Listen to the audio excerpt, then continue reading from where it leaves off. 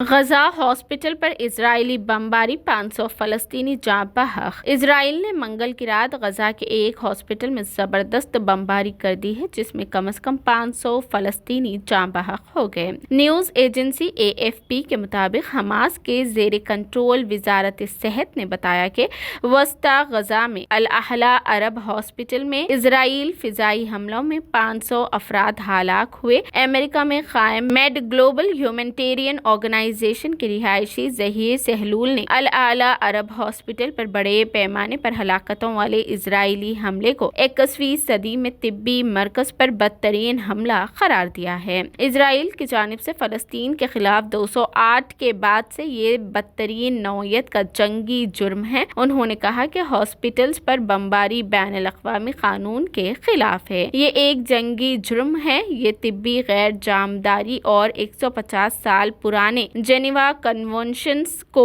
नुकसान पहुंचाता है और मुसीबत ज़दा मुकामी फलस्तीनी कम्युनिटी को सेहत की देखभाल तक रसाई से महरूम करता है। इजराइल ने यह हमला ऐसे वक्त किया जबकि चंद घंटों बाद चाहशुमे को किसी वक्त अमेरिकी सदर जो बाइडेन का दौरा इजराइल मुमकिन हो सकता है। इजराइल न सिर्फ अरब दुनिया बल्कि किसी को भी खातिर में नहीं ला रहा है।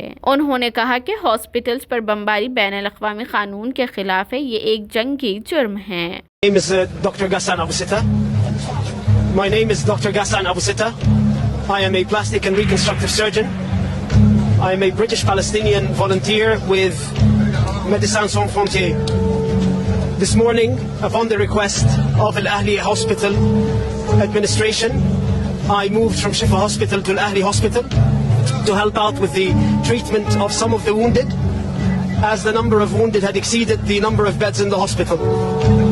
We had been operating all day and had made the decision that in order to continue operating on these patients, I would stay behind and sleep at the hospital.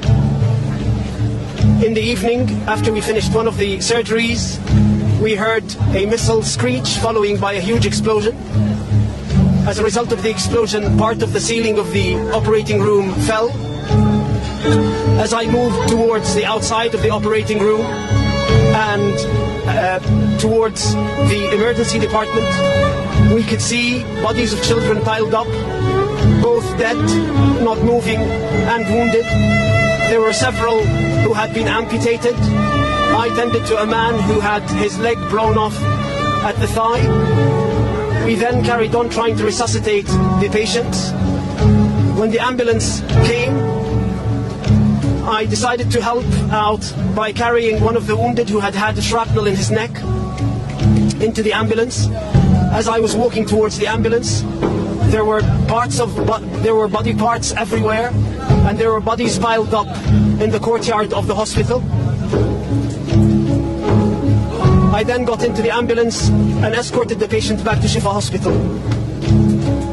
This morning, when I drove into the hospital, I noted how full the hospital courtyard was, with families who had sought refuge inside the hospital, thinking that it would be a safe haven. It's these very same families who are now either dead or critically wounded as a result of this attack. This is a war crime that the world has seen coming. Israel has been warning the entire world that it was going to attack Palestinian hospitals, and it did exactly that. Every Western politician who has declared unconditional support for Israel's war effort on the Palestinian people has the blood of these children on their hands. That unconditional support is what led us to this massacre. The impunity that Israel believes it has from its Western allies is what has led to this massacre. No other country feels the impunity to target hospitals and get away with it.